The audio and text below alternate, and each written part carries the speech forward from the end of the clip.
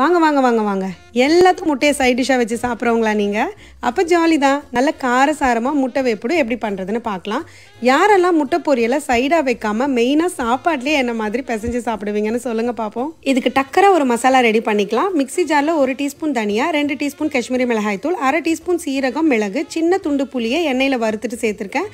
இது கூட கொஞ்சம் கருவேப்பிலை, 10 பல் பூண்டு, 1/2 டீஸ்பூன் உப்பு போட்டு அரைச்சி வச்சுக்கோங்க.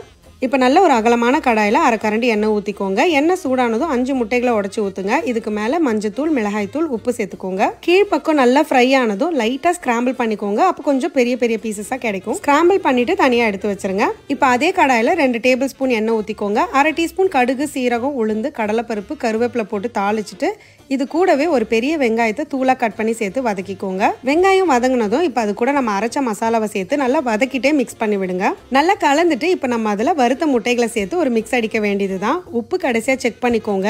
அவ்வளோதான். கொஞ்சம் கொத்தமல்லி சேர்த்திங்கன்னா கம கமன்னு வாசனையாக முட்டை வேப்பிடும் ரெடி. எப்படி இதை நீங்கள் சைட் டிஷ்ஷாக சாம்பார் சாதத்தோடையோ ரசம் சாதத்தோடையோ சாப்பிட்லாம். இல்லை சாப்பாட்லேயே நீங்கள் பிசைஞ்சு சாப்பிட்லாம். ஒன்றும் இல்லை, சும்மா ஒரு பவுலில் போட்டு கூட சாப்பிட்லாம்.